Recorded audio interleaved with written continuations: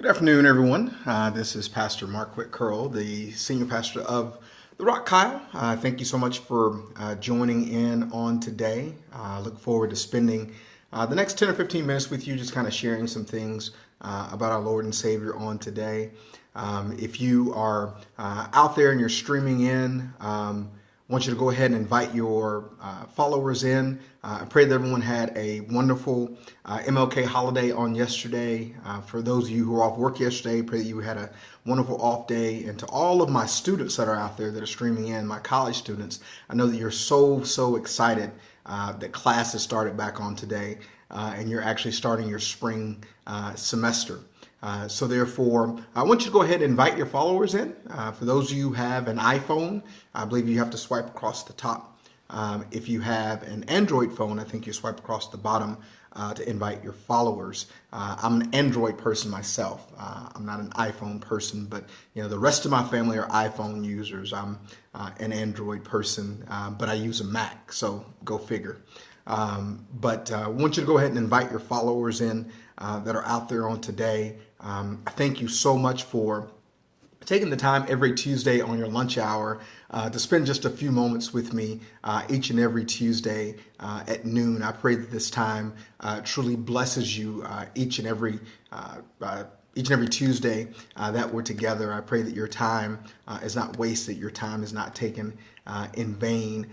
So once again, just to kind of always, as before we begin, to kind of give you kind of the Periscope instructions. Periscope is a wonderful app that you can use for live streaming. I actually love it to be able to do these types of things, but it doesn't have a like button like on most social media platforms. There's no like button. So as I'm speaking, if there's things that I'm saying that are impactful, that are powerful, you have the ability to tap the screen, and by tapping the screen, you have the ability to like what I'm saying. The more hearts that I get, then it changes my status on Periscope, which allows people to find me easier.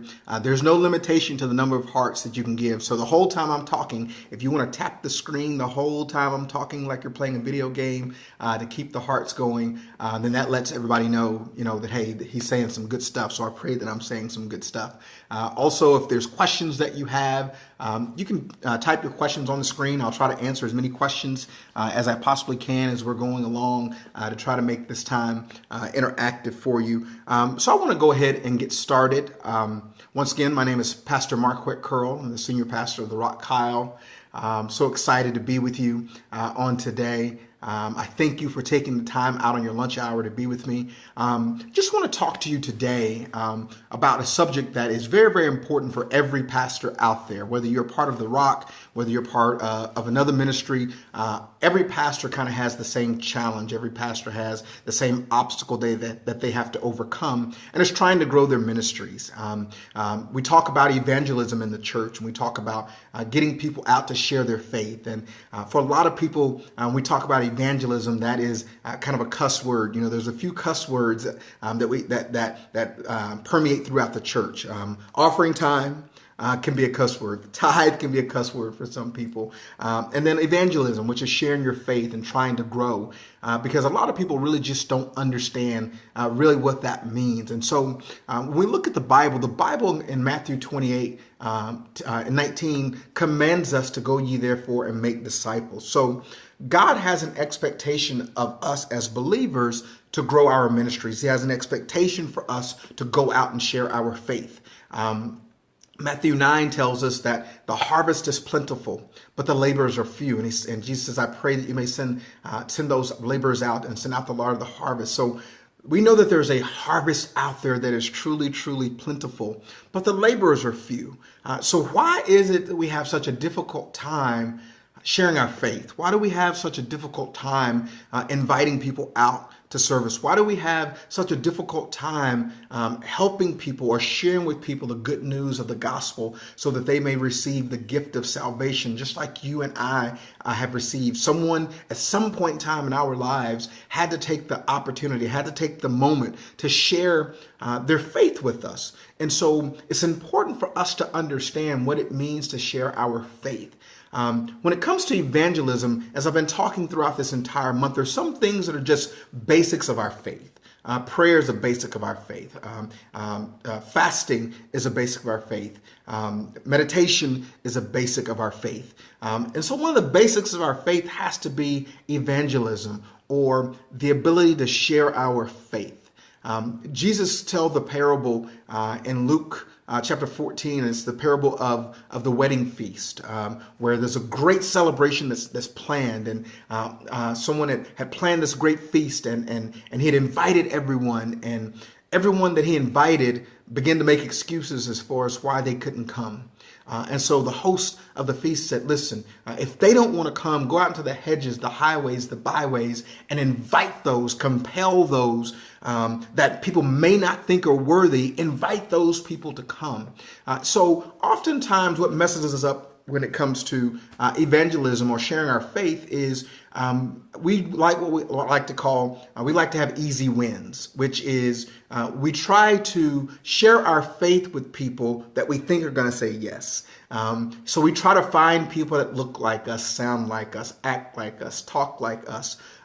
We think the person that has on a nice suit and a nice tie is more receptive to the gospel versus the guy that has tattoos up and down his arm and his neck with a piercing in his nose and all kinds of, dark clothing on. We'll say, hey, I'm going to pray for that person, but I'm not going to share my faith with them. But the person that looks the part, the nice clean cut guy, is an easy win. So I'm more open to sharing my faith with someone who looks like they may accept it versus sharing my faith with someone who God has actually called me to.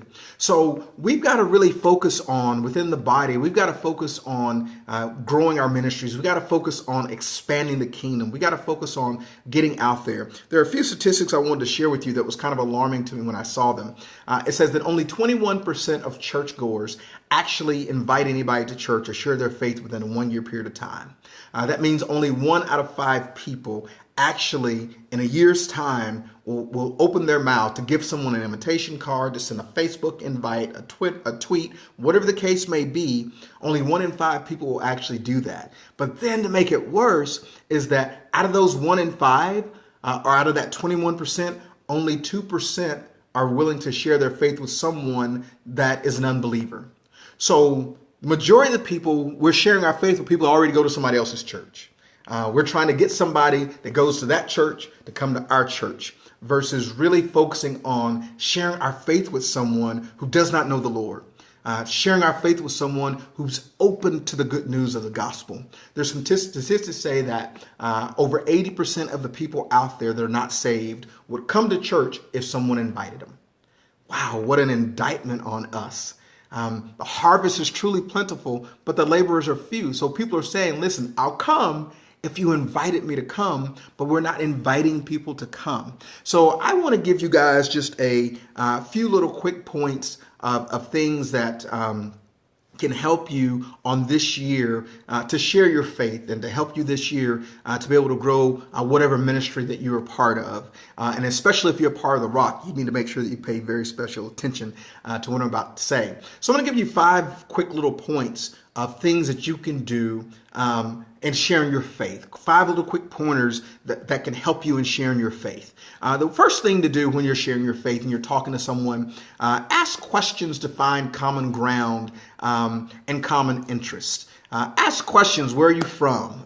What do you like to do? Do you have any children? What's your favorite sports teams? All I'm trying to do is find common ground where I can begin to dialogue. So you have kids. I have kids. Wow, how old are your kids? Wow, I have kids in your same age range. Where are you from? You're from East Texas? Wow, I'm from East Texas. What part of East Texas are you from? Those are just things to be able to open the dialogue for conversations. So ask questions just to get to know where people are or where they're from. But it's basically trying to create a common interest and a common ground to be able to speak from. So the second thing to do is be willing to share your story. There's nothing more powerful on the face of this earth than your testimony. No one can ever argue with you about your testimony. People can argue all kinds of things theologically, but you can't tell me what God has done for me is not real. You can't tell me how God has changed my life is not real. So therefore, be willing to share your story. Talk to people about how you used to be and how you are now. Talk to people about where you've come from. Talk to people about some of the things you've experienced. Talk to people about how some of the appetites that you used to have, you no longer have anymore. Or the battle is not as intense as it was before. Share your story. Don't be afraid to share with people how God has transformed your life. The Bible says in Revelation 12, we overcome by the blood of the Lamb and the word of our testimony. Publicly confess, publicly display, publicly talk about what God has done for you. So therefore, that's point number 2. Point number 3, don't feel the pressure to know all of the answers. Oftentimes when you talk to people, you get frustrated. They ask you a question and you don't know the answer. It's okay to say, I don't know. It's okay to say, I'm not sure. But hey, can I get back with you and answer that question for you? Don't feel the pressure to go out there and answer every question, because oftentimes, especially in today's time, that's where people are very intellectual. People have information at the fingertips on their phone.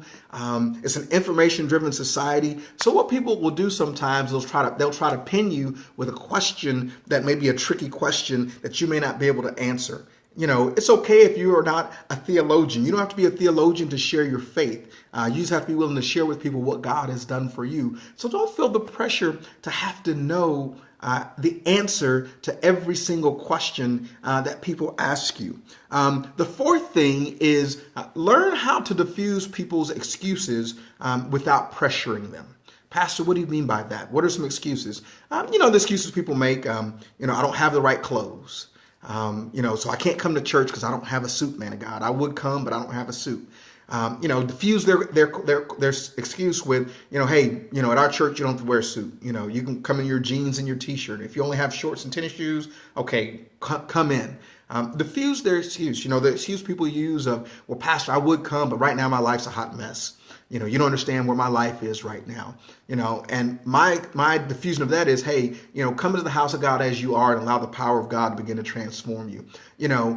People, Pastor, I'm still smoking, drinking, whatever I'm doing. All right, put that bottle down, put that joint down, and come on into the house of God. Diffuse people's excuses because people try to disqualify themselves before you even get them in the door. So learn to diffuse their excuses without pressuring them. So therefore you take the pressure off. And the last point and most important point is be open to future conversations. When we're talking about evangelism and talk about sharing your faith, it's a conversation. It's a dialogue. It's a dialogue between two people. Be open to future conversations, exchange numbers, find out if they're on social media, but be willing to be open to future conversation. You'd be amazed sometimes of, you may have an initial conversation with somebody and that conversation may be kind of bland, you feel like it's not going anywhere. And then a few weeks later, that person seeks you out to ask you a question based upon your demeanor and your first initial interaction. People have this impression that Christians are mean and judgmental, and we're against everything. So it's refreshing to be around someone who knows they're saved by the grace of God, and that we are who we are by the grace of God. And you're open to have real dialogue with people where you're not trying to disqualify them, but you're helping them to know that you are who you are strictly by God's grace and God's mercy. So on this year, as we're focusing on trying to get our basics established for the month of January, one of the basics we have to really work on is the basic of evangelism and really, really learning how to practically share our faith and learn how to practically make a difference in the lives of those around us. So that's our time for today. I pray that you were blessed by our time together. I ask that at the end of the broadcast, you can also still share it with all of your followers. So go ahead and invite your followers in. Also, if you would like to go back and review the broadcast, you can review it for the next 24 hours here on Periscope. After the 24 hours, you want to view it. You can go to Marquet Ministries on YouTube. I have a YouTube channel, so you can go to my YouTube channel and check out today's Tuesday tip and any other Tuesday tips that I've done previously, and just some other good stuff that I have out there on my YouTube channel as well. So I want to thank you so much for taking time out of your busy Tuesday afternoon to spend a few moments with me. I pray that you were blessed by our time together. I'll be praying for you on today. Please be praying for me on today as we do everything we can to try to expand the kingdom. So thank you so much. God bless you. And I'll see you on next Tuesday at noon for the Tuesday tip. God bless.